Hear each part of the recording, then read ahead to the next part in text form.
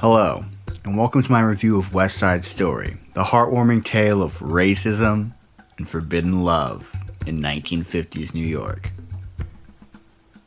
Mostly racism.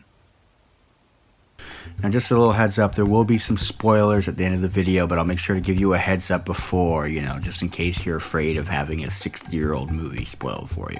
Now, the movie centers around a gang of ruffians led by the headstrong Riff, whose last name I'm assuming is Raff, and by Tony, played by Ansel Agel,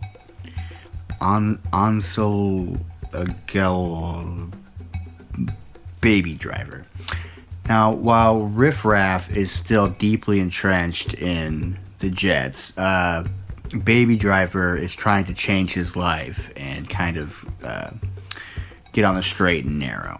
Now, the one thing that the Jets love performing more than bouncy show tunes accompanied by Fosse-esque dance moves are hate crimes against Puerto Ricans. They fucking love that shit. Specifically if those Puerto Ricans happen to be members of rival gang The Sharks, led by Bernardo. Am I pronouncing that right? Is it Bernardo? The Jets, the Sharks. I don't know. Is it just me, or do these sound less like, hardened gangs and more like rival pee-wee football teams?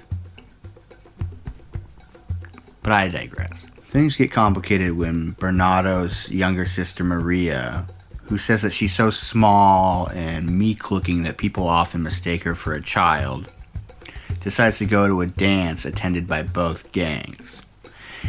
It is there that Baby Driver sees her from across the dance floor and is like, damn, who's that hot brown kid?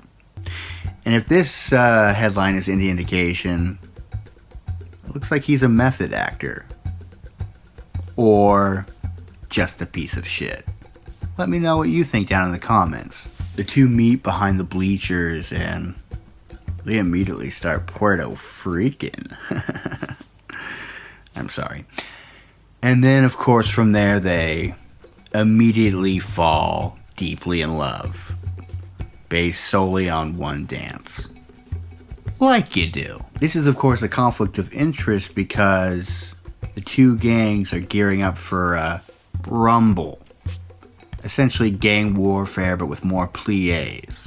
It is around this point that they all just snap. I'm not saying that they go crazy, they literally just snap. There's a lot of snapping in this movie. A lot. As Baby Driver and his baby fall even deeper in love, the rumble draws even closer, leading Riff Raff to procure a gun, which results in a scene where him and the other Jets play hot potato with a loaded revolver to keep it away from Baby Driver, who's trying to stop the rumble altogether. A very relatable scene. Now, just a heads up, just a warning, we're about to get into spoiler territory, so just so you know. Also, if you can hit that like button, that'd be great. If you're not already, please subscribe, and let's go back into it. Baby Driver is, of course, unsuccessful, and the rumble ends up happening. It reaches its climax when Bernardo stabs Riff Raff, killing him instantly. And Baby Driver, who's there to stop the rumble from happening, does literally the exact opposite and murders Bernardo in an act of retaliation. Baby Driver then runs off to Maria's house to tell her, and instead of turning him into the police for murdering her brother, she invites him into her room to bang. I'm not kidding. It's like, I know you just stabbed my brother with a knife, but I was thinking maybe you could stab me with your flesh knife. Baby Driver and Maria then decide that they're going to run off together because he's not going to be safe here, because he's a fucking murderer. It's around that time that Bernardo's live-in girlfriend, Anita, who's devastated after having to identify his body, comes home. And then Maria, her pussy still full of murder jizz, convinces Anita through song to go and deliver a message to Baby Driver. It's fucking bad shit, okay? It's bananas. Anita goes to deliver this message to Baby Driver, but is nearly raped by the other Jets, because if you haven't picked up on this already, everyone in this movie is garbage.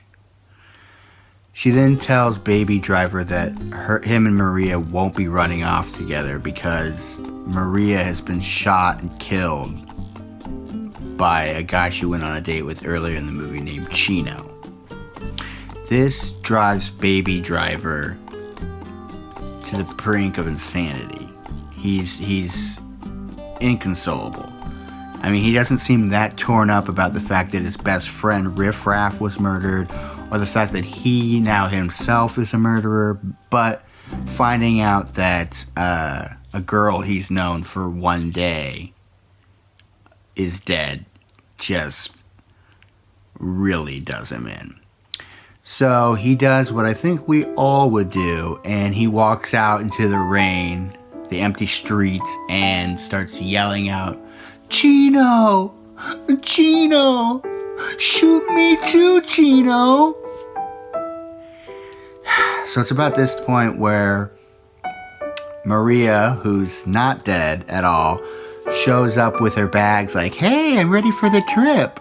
But unfortunately, right at the same time, Chino does exactly as he's asked and shoots Baby Driver in the back twice, killing him in the street. So be careful what you wish for. And that is how the movie ends.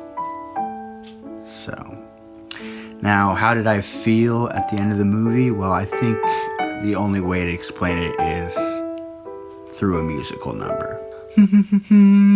Okay, got it. I feel shitty, oh so shitty. Now all the main characters have died.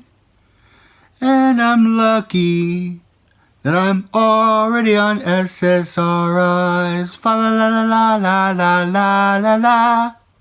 But honestly, I mean, despite the fact that the ending is batshit crazy and very melodramatic, I guess what do you expect from a modern retelling of Romeo and Juliet? Which I didn't know going into this movie, but that's what it is. So it kind of makes sense. And the movie's really well made. A lot of the songs, you know, honestly slap pretty hard, to use the nomenclature of the young peoples. And so overall, I give this movie 4 out of 5 snaps. So, you know, especially if you're a fan of musicals, it's worth checking out. It's Steven Spielberg. It's pretty good. Pretty good. You'll like it. It's good. I mean, it's bad, but it's good. It's fucked up, but it's good. It's fine. It's a movie. If you like this, you know, please leave a like, a comment, hit subscribe. I'm not begging you, but please. Anyways, love you.